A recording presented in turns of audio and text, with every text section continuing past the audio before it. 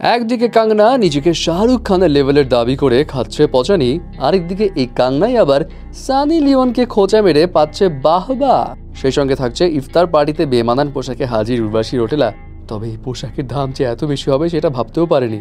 অপরদিকে ওরে বাবা, উর্ফির দেখি নতুন আবিষ্কার, বাট এটা তোষক নাকি জামা।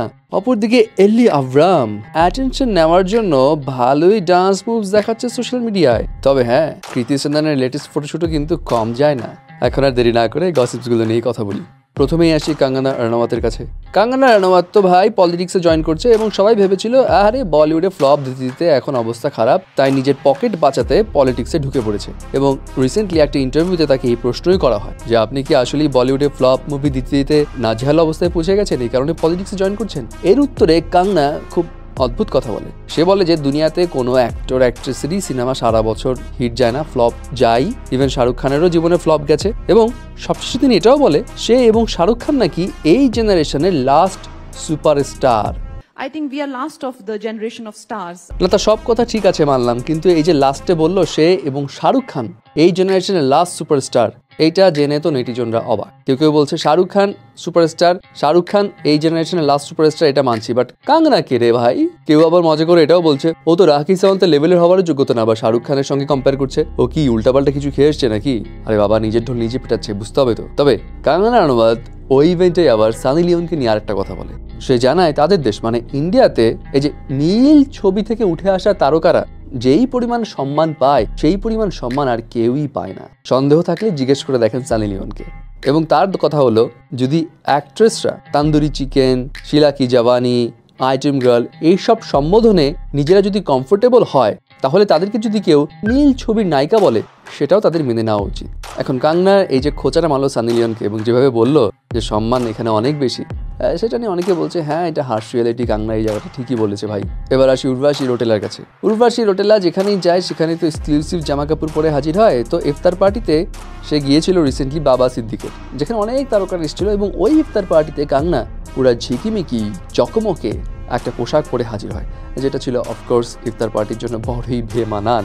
তবে তার এই চিকিমিকি পোশাকের দাম কিন্তু হিউজ, 1,19,00,000 রুপি। ইয়েস, 1,19,00,000 রুপির পোশাক পরে সে গেছে ইফতার পার্টিতে। এবং তার যে গলায় নেকলেস ছিল সেটার দামও ছিল প্রায় 5,00,000 রুপি।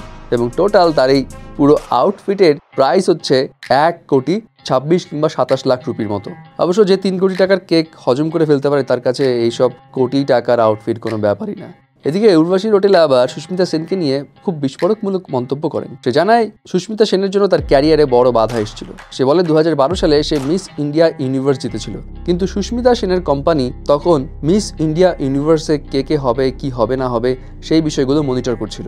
এবং সুস্মিতা সেন নাকি ওই সময় উর্বশীকে ডেকে বলে তুমি এই টাইটেলটা ছেড়ে দাও, তুমি কম্পিটিশন থেকে চলে যাও, কারণ তোমার বয়স হয়নি। উর্বশী বলে তখন তার 18 বছর বয়স হতে মাত্র 24 দিন বাকি ছিল এবং তার কথা ছিল সে যে এত কষ্ট করে এত দূর আসলো, কেন শুরুতে তাকে জানানো হলো না 18 বছর বয়স না হলে সে এখানে টিকতে পারবে না। এবং উর্বশী জানায় সুস্মিতা সেনের এই কথা শুনে সে নিজেকে অনেক লুজার ভাবা শুরু করেছিল এবং সুস্মিতার এই ডিসিশন তার ক্যারিয়ারে সবচাইতে বড় বাধা ছিল।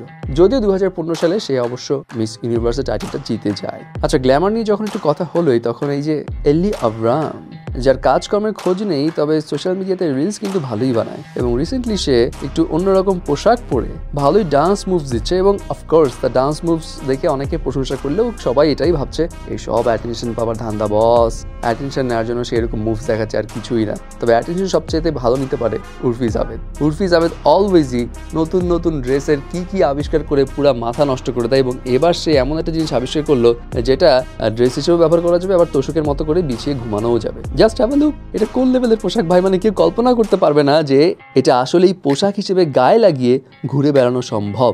অবশ্য উর্ফির এখানে দোষ নাই। উর্ফির আগেও বলেছে সে যখন ঠিকঠাক মতো চলাফেরা করতো তখন তাকে কেউ কাজে নিত না এবং তার দরকার ছিল অ্যাটেনশন, এবং অ্যাটেনশন পাওয়ার জন্য সে এমন কর্মকাণ্ড করে বেড়াচ্ছে। অবশ্য এখন কাজও পাচ্ছে। বাট উর্ফি বলেন, উর্বশী বলেন কিংবা এই যে এল্লি আভরাম বলেন, এদের থেকে কিন্তু কৃতি সেননকে যথেষ্ট মার্জিত লাগছে। অবশ্য মার্জিত তো হবেই, নামি দামি অ্যাক্ট্রেস বলে কথা। এবং রিসেন্টলি তার ফটোশুটে কিন্তু তাকে চরম লাগছে এবং অনেকেই বলছে উফ পুরো বস লেডি একটা ভাইব আছে। কিন্তু আসলে আপনার কাছে কেমন লেগেছে জানাবেন তো।